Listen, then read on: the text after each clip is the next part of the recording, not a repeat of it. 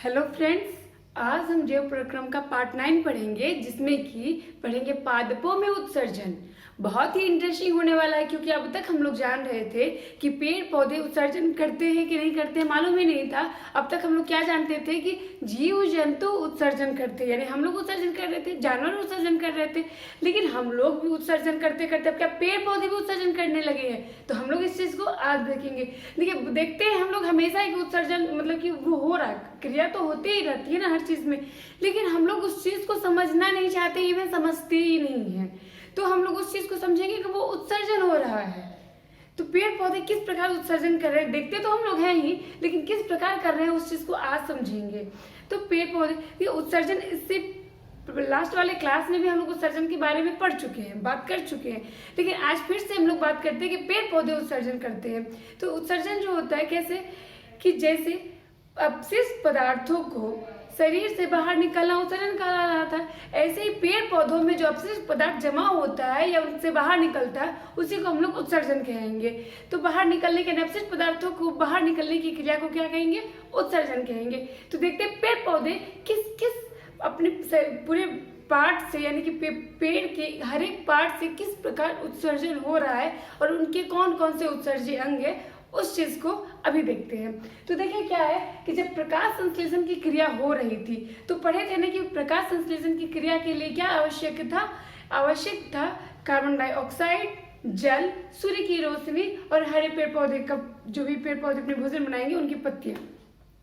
तो उनमें क्या हो रहा था, कार्बन डाइऑक्साइड ले रहा था, प्रकाश संश्लेषण के दौरान ऑक्सीजन पेड़ पौधे छोड़ रहे थे। तो जो ऑक्सीजन छोड़ने की क्रिया हुई वो भी क्या हुआ, उत्सर्जन हुआ। फिर दूसरी बात करते हैं जल का उत्सर्जन। ये भी हम लोग पढ़ेंगे, प्रकाश संश्लेषण की क्रिया जब होती है उसमें बहुत ही ज्यादा जल की हानि हो जाती है। वो जो जल की हानि होती है वो भी क्या होता है, उत्सर्जन होता है। यानी पढ़े थे ना कि 80 to 90% जो होता है जल की हानि हो जाती है। तो वो जो जल की हानि होती है तो वो उत्सर्जन कहलाता है। यानी पेड़ को जितना जल की आवश्यकता था वो ले लिया, जितना एक्स्ट्रा जल था उसको निकाल दिया। तो वो निकालने की जल की जो हानि होती है, उस हानि को क्या कहते हैं हम लोग, वाष्पोत्सर्जन, यानी कि ट्रांसपीरेशन बोलते हैं। तब देखिए तीसरा, पौधे अपने पत्तियों को गिराते हैं। अब देखिए याद आया, संस्कृत में बहुत बार बनाते हैं कि पेड़ से पत्तियां गिरती है। ये पेड़ से जब पत्तियां गिरती हैं वो केवल ट्रांसलेशन ही वाली बात नहीं है। ये बात यहाँ पे ये है कि पेड़ पौधे अपने अपशिष्ट पदार्थों को पत्तियों में संचित करके रखते हैं, और जब संचित करते हैं उसमें तो उसको पत्तियों का गिरा देते हैं। उसमें संचित जब हो जाता है तो वो तो बेकार हो गया। जो है जैसे कि हमारे शरीर में भी जो उत्सर्जी अंग है, उसमें उत्सर्जन के लिए क्या होता है, जब हमें वो जमा हो जाता है फिर वो एक समय में निकल जाता है। उसी प्रकार कि ये भी क्या करते हैं, पत्तियां को पत्ती में ही स्टोर कर देते हैं अपनी अपशिष्ट पदार्थ को, और फिर जब अपशिष्ट पदार्थ में ये संग्रहित हो जाता है तो उसको निकाल देते हैं, यानी कि पत्तियों को पेड़ से गिरा देते हैं। तो आज समझे कि पेड़ पौधे अपनी पत्तियों को क्यों गिरा देते हैं, तो उसका उत्सर्जन कर देते हैं, यानी कि उसमें अपशिष्ट पदार्थ है तो वो पेड़ के लिए नुकसानदेह है, उसमें अपशिष्ट पदार्थ है इसलिए उसको गिरा देते हैं। अब देखिए रेजिन या रॉल, रेजिन को ही रॉल भी बोलते हैं, वो गोंद के रूप में जाइलम में इकट्ठा होता है। यानी कि जाइलम तो जान रहे कि पेड़ जो होते हैं उसमें जाइलम जल, प्रकाश संश्लेषण की क्रिया के लिए क्या था, जल आवश्यक था। जल को जाइलम लेके जा रहा था, तो जाइलम जो जल को लेके जा रहा था, तो पुराने जाइलम में क्या होता है कि वो अपशिष्ट पदार्थ जो होता है जमा होने लगता है, जिसको कि रेजिन कहते हैं, यानी कि गोंद के रूप में उसको यूज करते हैं। वो लकड़ी में पेड़ की छाल से वो सब चीज में निकलता है। ये पौधे कुछ अपशिष्ट पदार्थों को अपने आसपास की मिट्टियों में उत्सर्जित करते हैं। अब पेड़ पौधे जो इनका जड़ होता है उसमें भी उत्सर्जित करते हैं।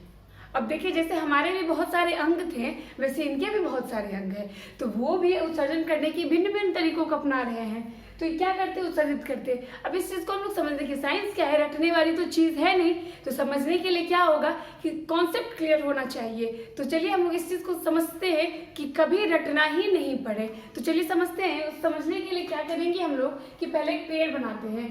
तो ये देखिए एक पेड़ बना देते हैं, ये पेड़ हो गया हमारा।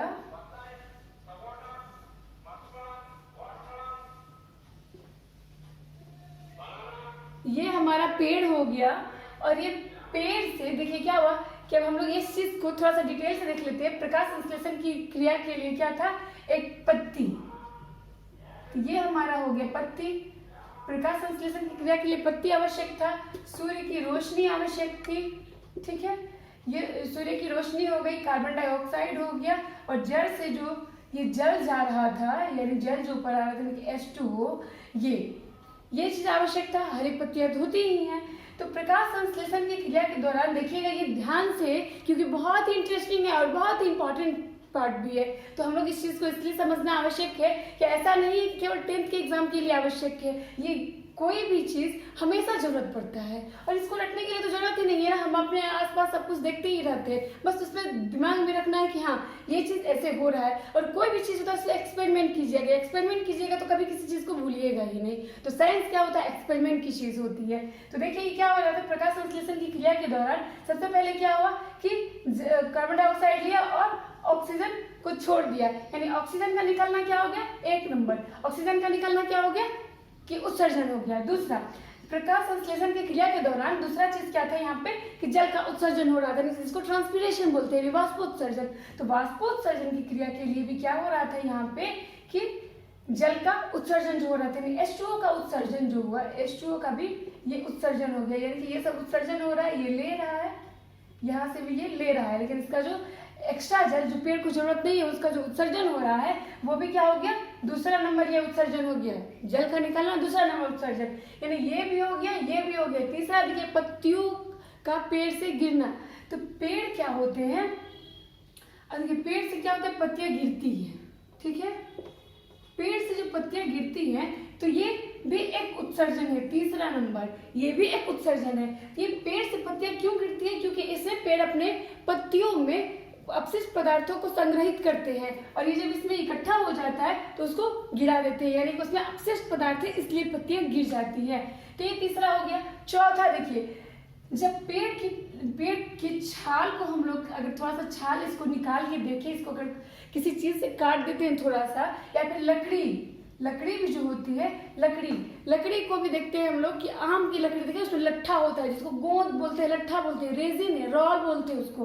तो रेजिन या रॉल एक ही चीज है जिसको कि गोंद के रूप में जाइलम में जमा होता है। तो जाइलम जो था वो तना में हो रहा था, टहनियों में, क्योंकि पूरे पेड़ में ले जाने के लिए जल एक ही सोर्स है जाइलम, कि जाइलम के द्वारा जल जाता है। तो यही जाइलम क्या करता है कि जल को लेके जाता है, और इसी जाइलम में क्या होता है कि पुराने जाइलमों में ये स्टोर हो जाता है, यानी अपशिष्ट पदार्थ जाइलम में भी स्टोर होता है। और ये जो पता है इंटरेस्टिंग बात क्या है कि रेजिन जो है यानी कि रॉल जो है वो हाइड्रोकार्बन का बना होता है, हाइड्रोकार्बन का बना होता है, ये द्रव्य है जो कि हाइड्रोकार्बन का बना होता है।